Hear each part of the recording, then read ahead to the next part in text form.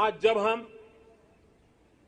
हमारे manufacturing sector को गति मिल रही है तो हमें ये ध्यान रखना है कि हम भारत में जो बनाएं उसे हमें बेस्ट क्वालिटी के साथ ग्लोबल कंपटीशन में टिके और हो सके तो एक कदम आगे बढ़ें, ये तैयारी करनी है और ग्लोबल मार्केट को हमने टारगेट करना है।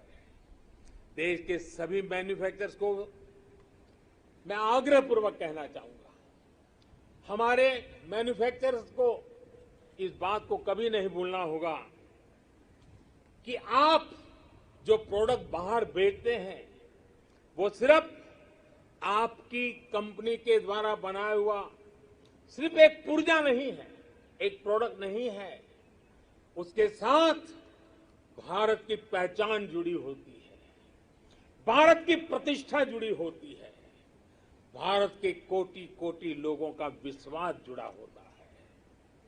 मेरे प्यारे देशवासियों, मैं इसलिए मैन्युफैक्चरर्स को कहता हूं, आपका हर एक प्रोडक्ट भारत का ब्रांड एम्बेसडर है।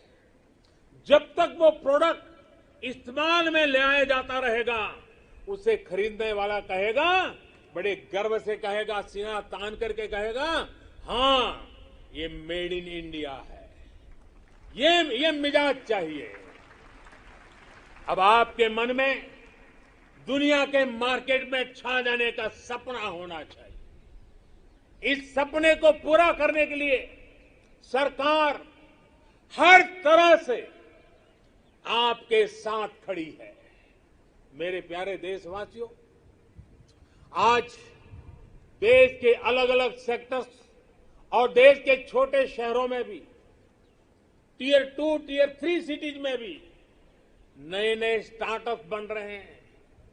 उनकी भारतीय प्रोडक्ट्स को अंतर्राष्ट्रीय बाजार में जाने में बड़ी भूमिका भी है। सरकार अपने इन स्टार्टअप्स के साथ पूरी ताकत के साथ खड़ी है। उन्हें आर्थिक मदद देना हो, टैक्स में छूट देना हो, उनके लिए नियमों को सरल बनाना हो, सब कुछ किया जा रहा है। हमने देखा है कोरोना के इस कठिन काल में ही हजारों नए स्टार्टअप्स उभर करके आए हैं। बड़ी सफलता से वे आगे बढ़ रहे हैं। कल के स्टार्टअप आज के यूनिकॉर्न बन रहे हैं। इनकी मार्केट वैल्यू हजारों करोड़ रुपए तक पहुंच रही है। ये देश में नए प्रकार के वेल्थ क्रिएटर्स हैं। ये अपने यूनिक आइडियाज की शक्ति से अपने पैरों पर खड़े हो रहे हैं, आगे बढ़ रहे हैं और दुनिया को छा जाने का सपना लेकर के चल रहे हैं। इस दशक में भारत के स्टार्टअप इकोसिस्टम, इसको हम पूरी दुनिया में सर्वश्रेष्ठ बनाएं। हमें इस दिशा में काम करना है, हमें रुकना नहीं है। मेरे प्यारे देशवासियों, बड़े परिवर्तन लाने के लिए, बड़े रिफॉर्म के लिए राजनीतिक इच्छा शक्ति, पॉलिटिकल विल की जरूरत होती है। आज दुनिया देख रही है कि भारत में राजनीतिक इच्छा शक्ति की कोई कमी नहीं है। रिफॉर्म्स को लागू करने के लिए गुड और स्मार्ट गवर्नेंस चाहिए।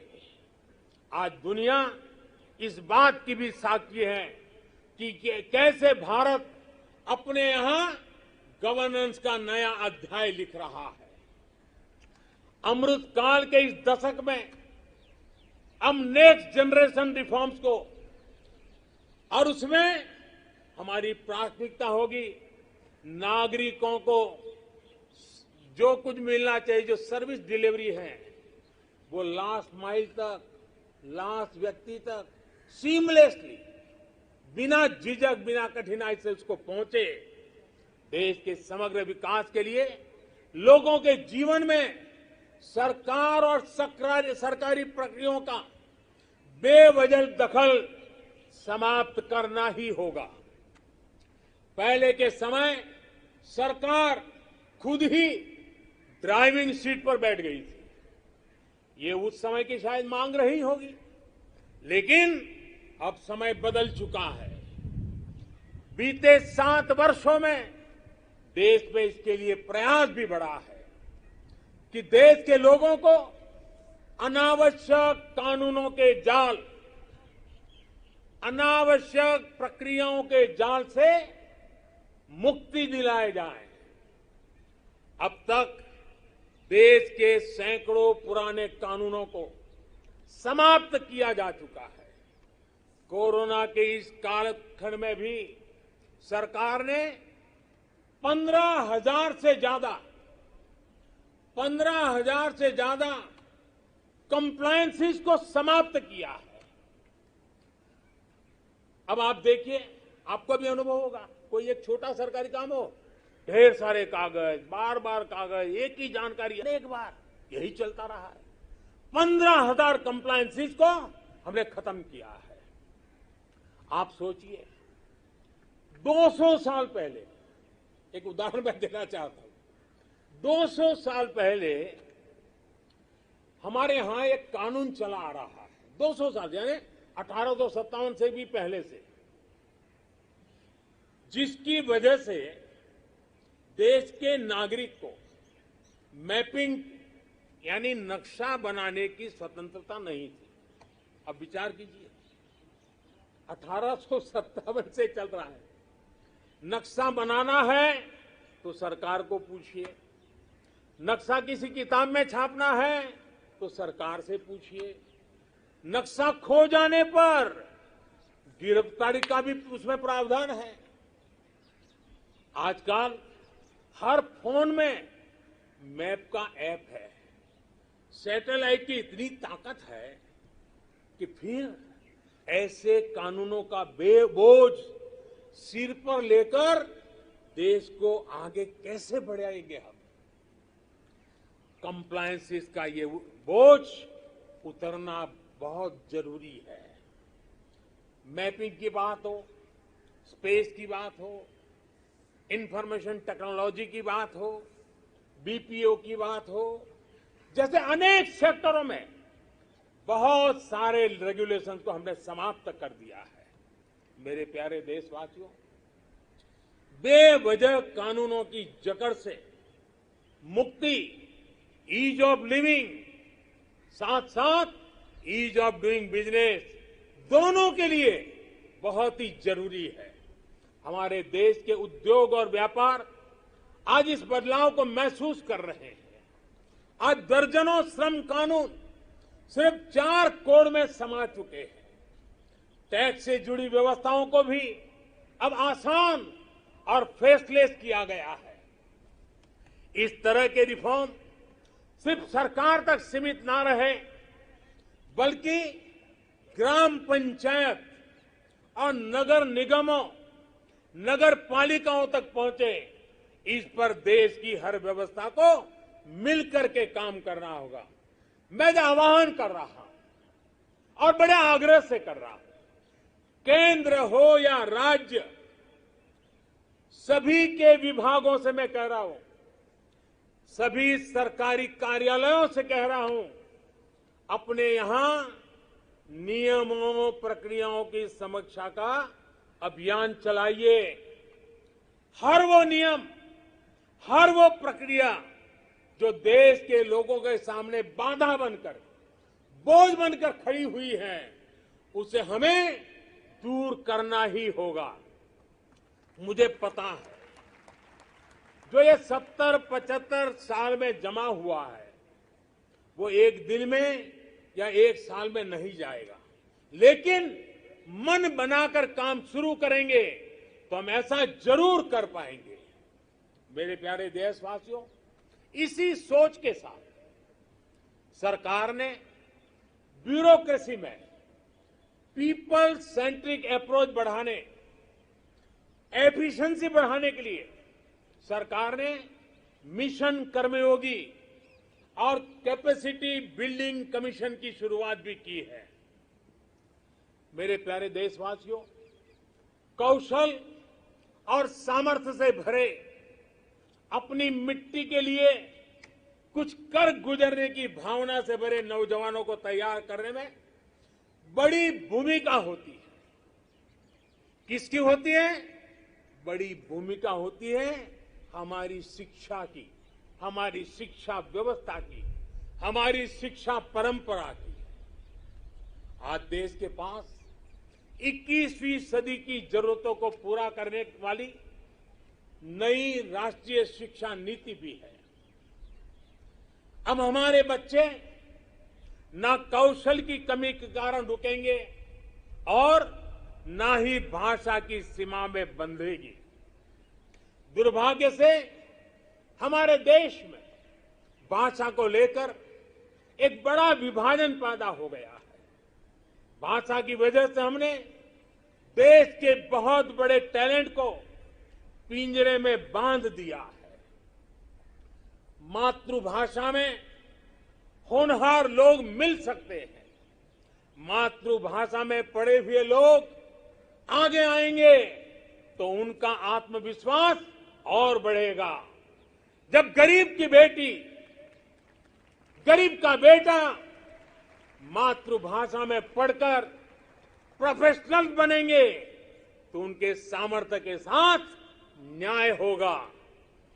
नई राष्ट्रीय शिक्षा नीति में गरीबी के खिलाफ लड़ाई का साधन भाषा है, ऐसा मैं मानता हूं। ये नई राष्ट्रीय शिक्षा नीति भी एक प्रकार से गरीबी के खिलाफ लड़ाई का एक बहुत बड़ा शस्त्र बनकर के काम आने वाला है। गरीबी से जंग जीतने का आधार भी मातृभाषा की शिक्षा है, मातृभाषा की प्रतिष्ठा है, मातृभाषा का महात्म्य है। देश ने देखा है खेल के मैदान में, और हम अनुभव कर रहे हैं, खेल के मैदान में भाषा रुकावट नहीं बनी और उसका परिणाम देखा है कि युवा हमारे खिलने लगे हैं, खेल भी रहे हैं, खिल भी रहे हैं। अब ऐसा ही जीवन के अन्य मैदानों में भी होगा। नई राष्ट्रीय शिक्षा नीति, उसकी एक और विशेष बात है, इसमें स्पोर्ट्स को एक्स्ट्रा करिकुलर के जगह मेन स्ट्रीम पढ़ाई का हिस्सा बनाया गया है। जीवन को आगे बढ़ाने में जो भी प्रभावी माध्यम है उनमें एक स्पोर्ट्स भी है। जीवन में संपूर्णता के लिए जीवन में खेलकूद होना, स्पोर्ट्स होना बहुत आवश्यक है। एक समय था जब खेलकूद की मुख्य धारा नहीं समझा जाता था। मां बाप भी बच्चों से कहते थे कि खेलते ही रहोगे तो जीवन बर्बाद कर लोगे। अब देश में फिटनेस को लेकर, स्पोर्ट्स को लेकर एक जागरूकता आई है। इस बार ओलंपिक में भी हमने देखा है, हमने अनुभव किया है। ये बदलाव हमारे देश के लिए एक बहुत बड़ा टर्निंग पॉइंट है। इसलिए आज देश में खेलों में टैलेंट, टेक्नोलॉजी और प्रोफेशनलिज्म लाने के जो अभियान चल रहा है, इस दशक में हमें उसे और तेज करना है और व्यापक करना है। ये देश के लिए गौरव की बात है कि शिक्षा हो या खेल, बोर्ड्स के नतीजे हो या ओलंपिक का मैदान, हमारी बेटियां आज अभूतपूर्व प्रदर्शन कर रही है।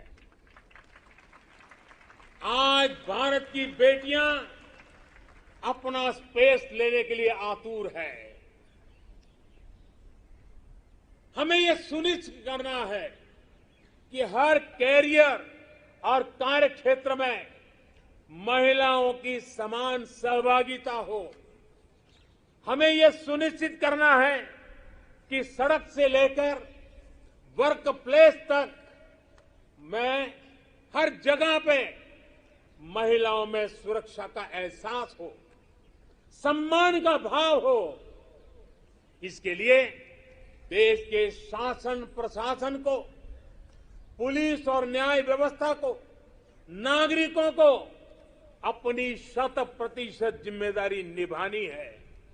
इस संकल्प को हमें आजादी के 75 साल का संकल्प बनाना है। आज मैं खुशी देशवासियों से साझा कर रहा हूं। मुझे लाखों बेटियों के संदेश मिलते थे कि वो भी सैनिक स्कूल में पढ़ना चाहती हैं। उनके लिए भी सैनिक स्कूलों के दरवाजे खोले जाएं। 2-2.5 साल पहले मिजोरम के सैनिक स्कूल में पहली बार बेटियों को प्रवेश देने का हमने एक छोटा सा प्रयोग प्रारंभ किया था। अब सरकार ने तय किया है कि देश के सभी सैनिक स्कूलों को देश की बेटियों के लिए भी खोल दिया जाएगा। देश के सभी सैनिक स्कूलों में अब बेटियां भी पढ़ेगी।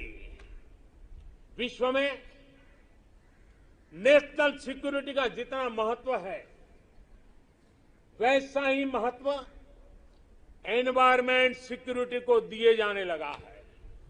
भारत आज एनवायरमेंटल सिक्योरिटी की एक मुखर आवाज है। आज बायोडायवर्सिटी हो या लैंड न्यूट्रलिटी, क्लाइमेट चेंज हो या वेस्ट रिसाइकलिंग, ऑर्गेनिक फार्मिंग हो या वेस्ट रिसाइकलिंग, ऑर्गेनिक फार्मिंग हो या गोवर्धन से बायोगैस हो, और एनर्जी कंजर्वेशन हो या क्लीन एनर्जी ट्रांजिशन, पर्यावरण की दिशा में भारत के प्रयास आज परिणाम दे रहे हैं। भारत ने वन क्षेत्र को या फिर नए नेशनल पार्क की संख्या, बाघों की संख्या और एशियाटिक लायन सभी में वृद्धि हर देशवासी के लिए खुशी की बात है। मेरे प्यारे देशवासियों, भारत की इन सफलताओं के बीच एक और सच को भी हमें समझना होगा। भारत आज एनर्जी इंडिपेंडेंट नहीं है।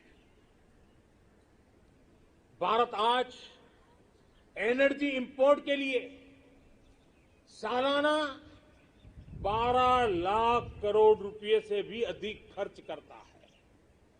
भारत की प्रगति के लिए, आत्मनिर्भर भारत बनाने के लिए भारत का एनर्जी इंडिपेंडेंट होना समय की मांग है, अनिवार्य है। इसलिए आज भारत को ये संकल्प लेना होगा कि हम आजादी के 100 साल होने से पहले भारत को एनर्जी इंडिपेंडेंट बनाएंगे। और इसके लिए हमारा रोड मैप बहुत स्पष्ट है। गैस बेस्ड इकोनॉमी है, देश भर में सीएनजी पीएनजी का नेटवर्क हो, 20% इथेनॉल ब्लेंडिंग का टारगेट हो। भारत एक तय लक्ष्य के साथ आगे बढ़ रहा है।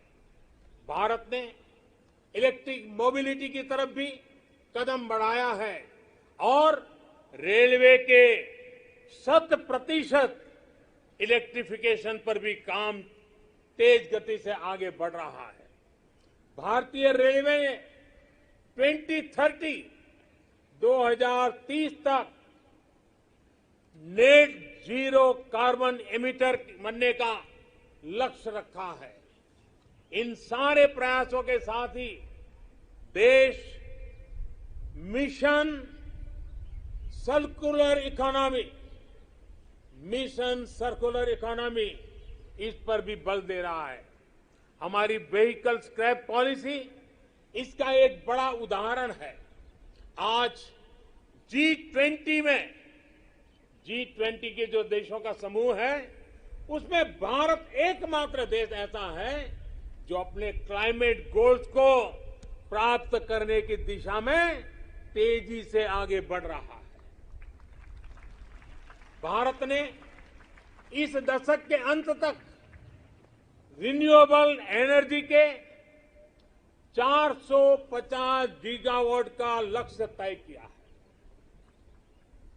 2030 तक 450 गीगावाट। इसमें से 100 गीगावाट के लक्ष्य को भारत ने तय समय से पहले हासिल कर लिया है। हमारे ये प्रयास दुनिया को भी एक भरोसा दे रहे हैं। ग्लोबल स्टेज पर इंटरनेशनल सोलर अलायंस का गठन इसका बड़ा उदाहरण है। भारत आज जो भी कार्य कर रहा है उसमें सबसे बड़ा लक्ष्य है जो भारत को क्लाइमेट जंप देने वाला है। क्लाइमेट के क्षेत्र में क्वांटम जंप देने वाला है, वो है ग्रीन हाइड्रोजन का क्षेत्र।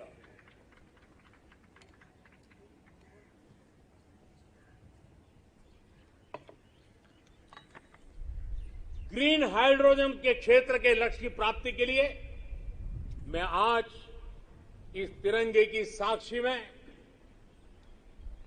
नेशनल हाइड्रोजन मिशन की घोषणा कर रहा हूं।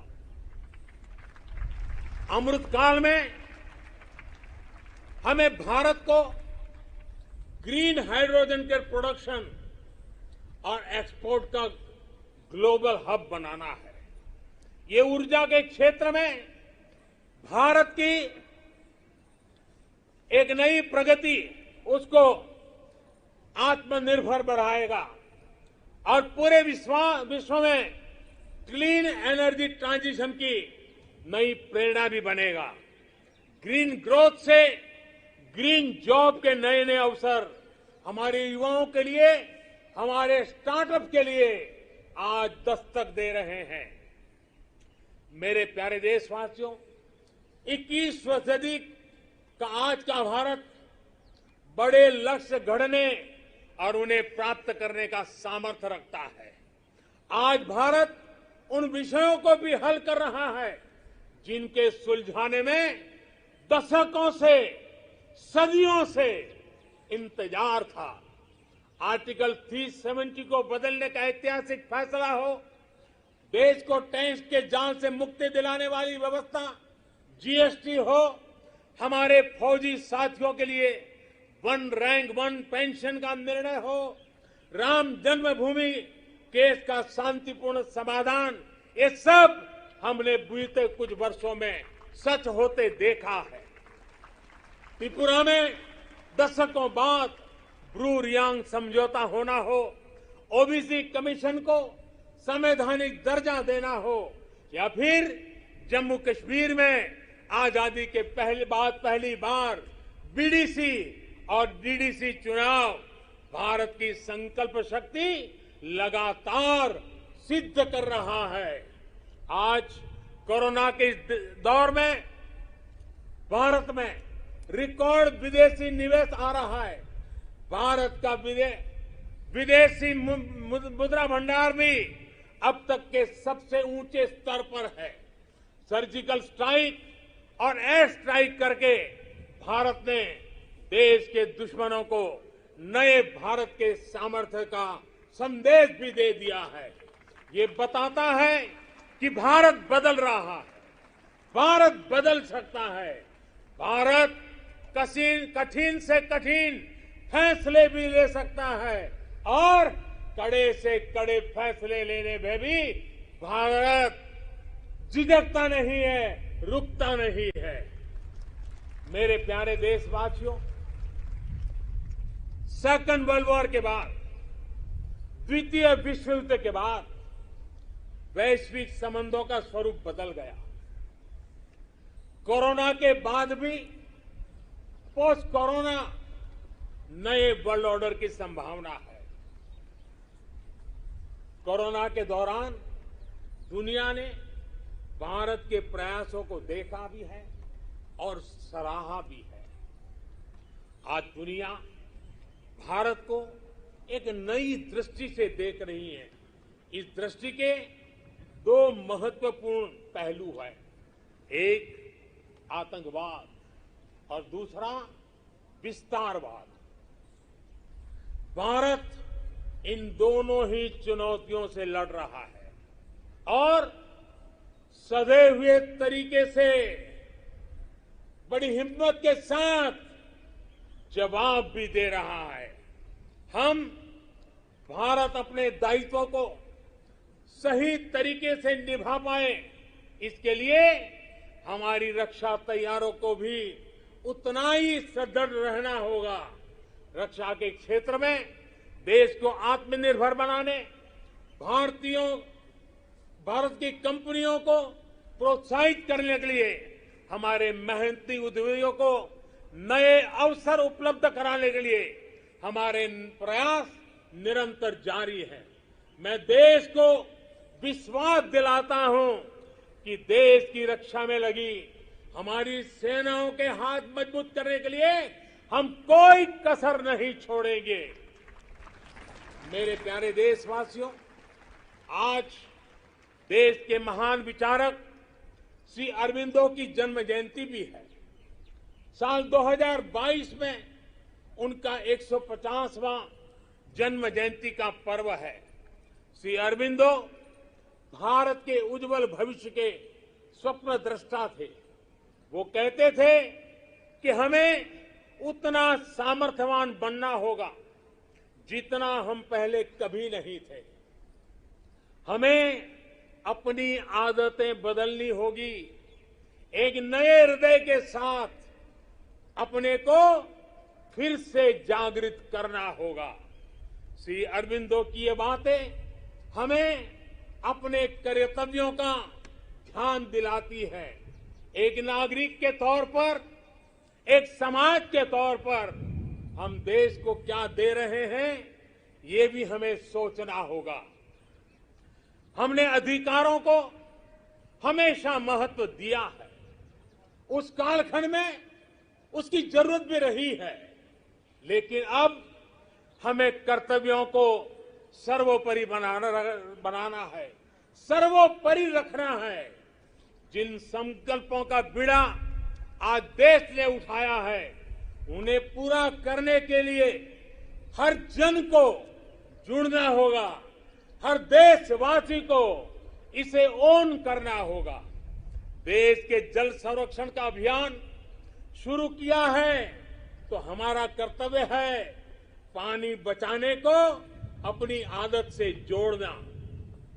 देश अगर डिजिटल लेन देन पर बल दे रहा है तो हमारा भी कर्तव्य है कि हम भी कम से कम कैश वाला ट्रांजैक्शन करना।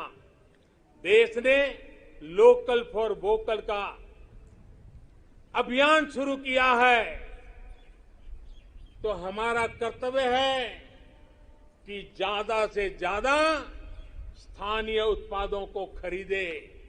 देश के प्लास्टिक मुक्त भारत की जो हमारी कल्पना है, हमारा कर्तव्य है कि सिंगल यूज प्लास्टिक को इस्तेमाल पूरी तरह हमें रोकना होगा। ये हमारे ही कर्तव्य है कि हम अपनी नदियों में गंदगी न डालें, अपने समंदर के किनारों को स्वच्छ रखें। हमें स्वच्छ भारत मिशन को भी एक और नए मुकाम तक पहुंचाना है।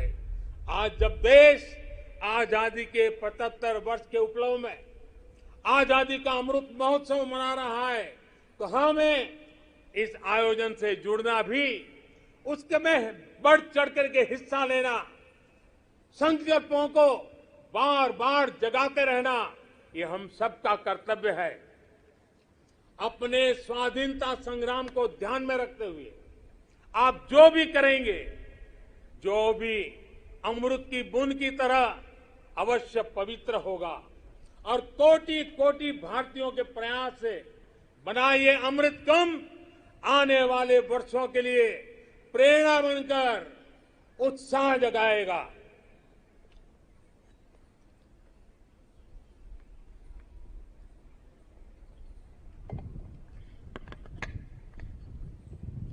मेरे प्यारे देशवासियों, मैं भविष्य दृष्टा नहीं हूं, मैं कर्म के फल पर विश्वास करता हूं। मेरा विश्वास है मेरे देश के युवाओं पर, मेरा विश्वास है देश की बहनों पर, देश की बेटियों पर, देश के किसानों पर, देश के प्रोफेशनल्स पर। ये कैन डू जनरेशन है, कैन डू जनरेशन है। ये हर लक्ष्य हासिल कर सकती है। मुझे विश्वास है कि जब 2047 आजादी का स्वर्णिम उत्सव, आजादी के 100 साल होंगे,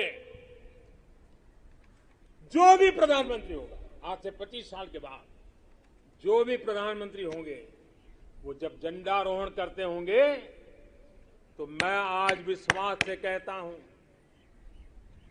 वो अपने भाषण में जिन सिद्धियों का वर्णन करेंगे, वो सिद्धियां वही होगी जो आज देश संकल्प कर रहा है। ये मेरा विजय का विश्वास है। आज मैं जो संकल्प रूप में बोल रहा हूं, वो 25 साल के बाद जो भी ध्वजारोहण करते होंगे, वे सिद्धि के रूप में बोलेंगे। देश सिद्धि के रूप में उसका गौरव गान करता होगा। जो आज देश के युवा हैं, वो उस समय भी देखेंगे कि देश ने कैसे ये कमाल करके दिखाया है। 21वीं सदी में भारत के सपनों और आकांक्षाओं को पूरा करने से कोई भी बाधा अब हमें रोक नहीं सकती। हमारी ताकत हमारी जीवटता है, हमारी ताकत हमारी एकजुटता है, हमारी प्राण शक्ति राष्ट्र प्रथम, सदैव प्रथम की भावना है। ये समय है साझा स्वप्न देखने का, ये समय है साझा संकल्प करने का, ये समय है साझा प्रयत्न करने का, और यही समय है हम विजय की ओर बढ़ चले। और इसलिए मैं फिर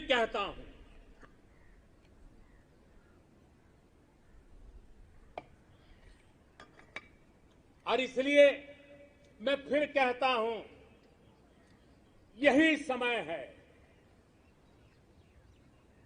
यही समय है, सही समय है, भारत का अनमोल समय है। यही समय है, सही समय है, भारत का अनमोल समय है। असंख्य भुजाओं की शक्ति है, असंख्य भुजाओं की शक्ति है। हर तरफ देश की भक्ति है, असंख्य भुजाओं की शक्ति है, हर तरफ देश की भक्ति है।